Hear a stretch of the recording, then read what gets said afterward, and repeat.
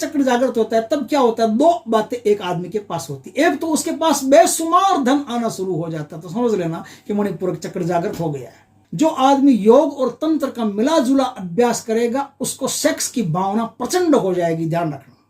नमस्कार प्रिय मित्रों, मैं ज्योतिषकार कमल आप सबका हार्दिक अभिनंदन करता हूं आपके अपने इस प्यारे यूट्यूब चैनल एस्ट्रो कमल में।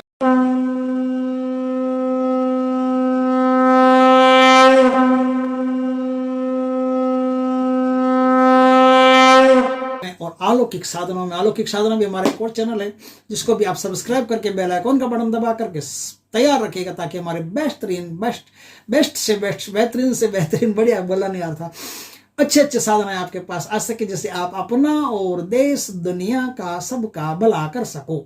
दोस्तों आज मैं आपको, अरे यार क्या है, एस्ट्रो कमल का एक नियम है कि उसे कठिन साधनाएं बताने में, कठिन साधनाएं करने में, कठिन साधनाएं सिखाने में बड़ा मजा आता है।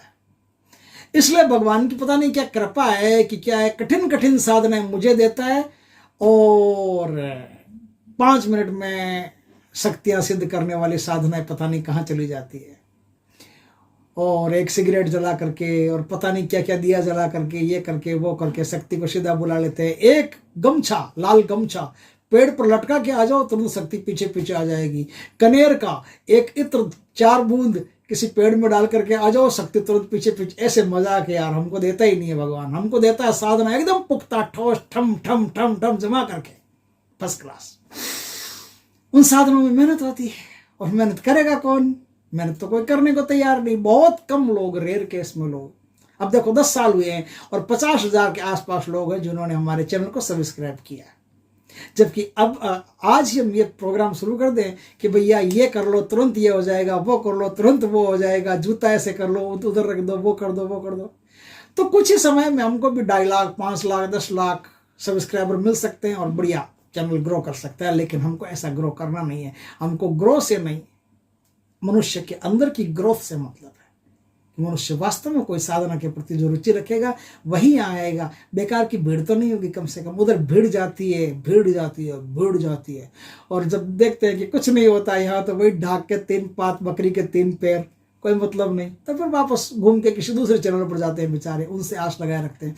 अहमदाबाद की एक औरत है, लेडीज है, वो ऐसे वीडियो देती है, पूछो मत, मिनट में गप, और ऐसी गप्पे कर करके उसने 25 लाख तक सब्सक्राइबर बढ़ा लिया अपने। मैंने कहा यार ये कमाल है। जब जहां सच न चले वहां झूठ सही, जहां हक न मिले वहां लूट सही। तो सच चलता ही नहीं इस दुनिया में, तो झूठ ही सही। तो बढ़िया है भाई, काम अपना काम है, अपना काम मेहनत का है, मेहनत करवाना है, मेहनत करना है। मेहनत करके जो चीज प्राप्त होगी उसकी बात ही अलग होगी, तो मेहनत करके प्राप्त करो। आज मैं एक ऐसी अद्भुत साधना लेकर के आया हूं जो हमारे तंत्र की बहुत पुरानी, देखो आज मैं छोटी सी बात आपको बता देता हूं। क्या है कि जब ये बातें हम बताएंगे नहीं तो कौन बताएगा, किससे जाकर सीखोगे? हम आपके लिए किताबें पढ़ते हैं, हम आपके लिए बड़े बड़े ग्रंथों को छानते हैं। आपको अलग से छानने की जरूरत नहीं है कि मैंने उस किताब को पढ़ूं कि उस किताब को पढ़ूं। रेफरेंस नहीं देते कि जाओ उस तंत्र महारणों को पढ़ो, कि जाओ मंत्र महारणों को पढ़ो, कि जाओ कुदारणों तंत्र को पढ़ो, कि जाओ शक्ति यज्ञ तंत्र को पढ़ो, उसको पढ़ो। कोई अलग से आपको रेफरेंस देने की जरूरत नहीं। हम पढ़ा करके तैयार करके आते हैं।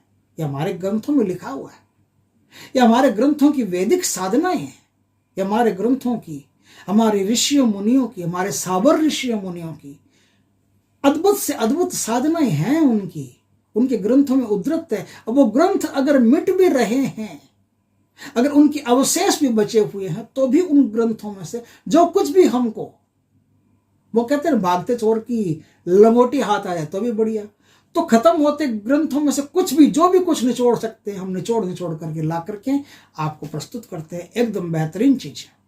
उन्हीं बेहतरीन चीजों में आज आपको मैं एक ऐसी साधना लेके आया हूं जो कुंडलिनी तंत्र की साधना है।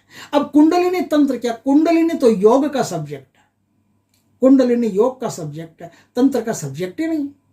जबकि ऐसा नहीं है। वास्तव में जो तंत्र मंत्र आदि की बातें करते हैं उनको कभी कुंडलिनी की बात करते हुए नहीं देखा होगा, और जो योग की बात करते हैं वो कुंडलिनी की बात करते हैं, उनको कभी तंत्र की बात करते हुए नहीं देखा होगा। लेकिन आपको शायद पता है या नहीं है, तंत्र और योग एक दूसरे के पूरक हैं। जैसे अब गोरखनाथ जी इनमें प्रकट हुए, तो गोरखनाथ जी तंत्र और योग दोनों का मिला जुला अवतार है, इसलिए गोरखनाथ जी इस सदी के लिए सबसे महत्वपूर्ण व्यक्ति हो गए कि वो तंत्र और योग दोनों का मिला जुला रूप है। आज मैं दोनों की सफलता का सूत्र बताता हूं कि जब कुंडलिनी शक्ति या तंत्र, जब योग आपके भीतर पैदा होता है तो क्या होता है आपके साथ, और तंत्र के द्वारा कुंडलिनी शक्ति जागृत होती है, तंत्र में सफलताएं मिलती है, तो आपके साथ क्या होता है। देखिए, जिसको लल्लू पंजू हो कोई साधना में बैठे, उनको तो कोई मतलब वाली बात नहीं है, उनको तो कुछ भी करो कुछ भी नहीं करो कोई मतलब नहीं। जो आदमी योग के द्वारा सफलता प्राप्त करना चाहता है, चाहे वो आनापानसति करो, विपश्यना करो, चाहे कोई भी प्रकार के योग करो, योग के द्वारा जब शक्तियां प्रकट होनी होती है व्यक्ति के अंदर, योग के द्वारा जब आमूल चूल परिवर्तन होने होते हैं, योग के द्वारा जब शक्तियां जागृत होने शुरू हो जाती है, ऊर्ध्वरेता हो जाती है, विपरीत कर्म शुरू हो जाता है, ऊपर की तरफ बढ़ना शुरू हो जाता है, तब क्या होता है। योग में पहला सुनना, तंत्र में बाद में सुनना। अब मैं साधना बताऊंगा, उसको भी बताऊंगा, ध्यान में सुनना। जब कोई आदमी योग के द्वारा सिद्धियां प्राप्त करने वाला होता है, तो उस समय जब वो योग में बैठेगा, और सफलता का सूत्र बता रहा हूं, किस तरह से पता चलेगा मुझे सफलता मिलेगी कि नहीं मिलेगी। जो आदमी योग में बैठे साधना करे, कुछ दिन साधना करते ही उसके मन में भयंकर तनाव पैदा हो जाए, भयंकर तनाव, स्ट्रेस, सर पकड़ ले जितना स्ट्रेस उसके मन में पैदा हो जाए, उसके मन में एक भयंकर घुटन पैदा हो जाए, जैसे उल्टी आने को मन करे, इतनी भयंकर घुटन, तब आप समझ लेना कि आप योग के मार्ग में एकदम खड़े हो, एकदम सही मार्ग है, इस मार्ग पर तो ये गांव आएंगे। और जब आप तंत्र की साधना कर रहे हो और तंत्र की साधना में आपका मन भयंकर विचलित होने लगे और आपका मन संसार में बाहर इधर उधर इधर उधर एक पागल मर्ग की तरह भागने लगे, इधर भागा कि उधर भागा कि उधर भागा कि इधर भागा कि हर क्षण एकदम भागदौड़ हो जाए, और उस भागदौड़ आपको महसूस हो कि आपका दिमाग हजारों रास्तों में एक साथ सोचे जा रहा है, हजारों रास्तों में एक साथ सोचे जा रहा है, दिमाग इतना भयंकर विचलित हो गया, इतना भयंकर विचलित हो गया, इतना भयंकर विचलित हो गया, तो आप समझ लेना कि तंत्र में आपको 100% सफलता मिलेगी, क्योंकि 100% सफलता मिलेगी तभी ये दो गुण पैदा होते, नहीं तो होते ही नहीं है। जो आदमी योग, मैंने तो योग और तंत्र दोनों का अध्ययन किया, इसलिए मुझे पता है, दोनों का अभ्यास किया, इसलिए मुझे पता है इन चीजों का। तो योग में सफलता प्राप्त करनी है जिस आदमी को, उसके साथ ये होगा, और तंत्र में सफलता प्राप्त करनी हो उसके साथ ये होगा। और इसके साथ बहुत सारी क्रियाएं हैं। जो आदमी योग और तंत्र का मिला जुला अभ्यास करेगा, उसको सेक्स की भावना प्रचंड हो जाएगी, ध्यान रखना। बार बार मन में आएगा, स्त्री हो तो पुरुष के साथ संभोग करने का, और पुरुष हो तो स्त्री के साथ संभोग करने का। इतना कभी आया ही नहीं होगा उसके, इतना कभी जिंदगी में नहीं आया होगा जितना योग और तंत्र की एक साथ साधना करोगे तो आएगा। क्योंकि योग और तंत्र की जब एक साथ साधना करोगे तब आना निश्चित है, क्योंकि आपका जो मूलाधार चक्र है ना, वो फट फट फट फट फट से जागृत होना शुरू होगा, और मूलाधार चक्र में एक ऊर्जा, एक गर्मी पैदा होगी। तो उस गर्मी से क्या होता है, जो सेक्स के केंद्र होते हैं वो मूलाधार चक्र के पास में होते हैं, तो वहां आंच पहुंचने से सेक्स की भावना मनुष्य में प्रचंड बढ़ जाती है। और वो जब सेक्स पूरा नहीं होता है, तो आगे की बात और सुनना, सेक्स जब पूरा नहीं कर पाता है, या कामनाएं पूरी नहीं कर पाता है, कामनाएं पूरी हो नहीं पाती है, कामनाओं में बाधा पैदा हो जाती है, तो वो आदमी तुरंत क्रोधी बन जाता है, तुरंत उसके मन में क्रोध संचार करने लगता है। तो इस प्रकार से आप देखना कि तंत्र में, योग में सफलता जब मिलनी होती है तो ये चीजें उसके सामने जरूर आती है। आज मैं कुंडलिनी की बात कर रहा हूं, इसलिए इन सब चीजों को बोलना जरूरी है। अब मैं मेघावती कुंडलिनी की साधना बता रहा हूं आपको। मेघावती कुंडलिनी जागरण साधना, यह अपने तंत्र ग्रंथों की एक परम गोपनीय और उच्च कोटि की साधना है। इस साधना में आपको 11 माला मंत्रों का जाप करना पड़ता है। 7 माला से शुरू करना पड़ता है, 11 माला पर स्टॉप करना पड़ता है। 11 माला मंत्रों का, मंत्र के द्वारा कुंडलिनी जागरण इसे कहते हैं। कुंडलिनी जागरण बिना मंत्र के भी होती है, लेकिन मंत्र के द्वारा जिनको करनी हो, तंत्र के द्वारा करनी हो, तो तंत्र के द्वारा कुंडलिनी जागरण करने के लिए मेघावती कुंडलिनी जागरण साधना सर्वश्रेष्ठ साधना मानी जाती है। इस साधना को किसी भी दिन शुरू किया जा सकता है, होली के दिन, दीपावली के दिन, दशहरा के दिन, अमावस के दिन, पूनम के दिन, शनिवार के दिन, रविवार के दिन, कभी भी। लेकिन रात्रि में किया जाता है। रात्रि के 2 बजे के बाद में और 2 बजे के बाद में और 6 बजे के पहले पहले ये साधना पूर्ण हो जानी चाहिए। सूर्य उदय होने के पहले पहले ये साधना आपकी पूर्ण हो जानी चाहिए। नहीं तो फिर रात को 1 बजे से लेकर के 3 बजे तक का जो समय है उसमें पूर्ण हो जानी चाहिए। 2 ही समय, तीसरा इसमें कोई समय नहीं है। इन 2 समय में इस साधना को आप करेंगे।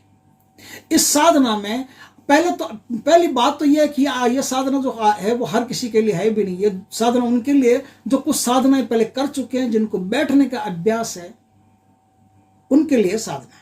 तो जो आदमी बैठ सकता है, देर तक साधना कर सकता है, धैर्य जिसके भीतर है, जो साधना में बैठते ये नहीं कहता गुरुजी 3 दिन हो गए साधना करते हुए अभी तक तो कोई अनुभव नहीं हुआ, उनको होगा भी नहीं। जो अनुभव के लिए बेकरार है, अनुभव उनके लिए बेकार है, होगा नहीं उनको। अनुभव सबको भूलना पड़ता है, फोकस एक ही जगह करना पड़ता है। अनुभव हो नहीं हो, बाढ़ में गए, अपने आप हो जाएगा, चिंता करने कोई बात नहीं।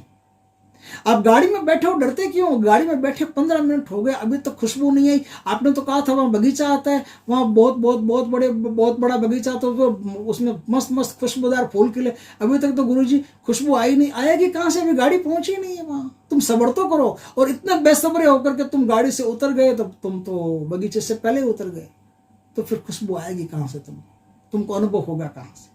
अनुभव तब होगा जब धैर्य के साथ बैठे बैठे तुम साधना करोगे तब। तो आज मैं मेघावती कुंडलिनी जागरण साधना बताता हूं। इस कुंडलिनी जागरण की सबसे पहली विशेषता आपके साथ ये होने लगे तो आप समझ लेना कि आपका कुंडलिनी जागरण होना शुरू हो गया। ये मूलाधार चक्र को या कुंडलिनी को पहले जागृत नहीं करती, इसका एक फर्स्ट क्लास स्टेशन है, उस स्टेशन को ये पहले जागृत करती है। यह मणिपूरक चक्र को पहले जागृत करती है। इसका पहला काम होता है मणिपूरक चक्र को, ये मूलाधार को या सहस्त्रार को और किसी चक्र को छेड़ती नहीं है। इसका पहला काम ये होता है कि ये हजारों लोगों से कनेक्ट करती है पहले, और हजारों लोगों की ऊर्जा उस आदमी के पास आना शुरू हो जाती है।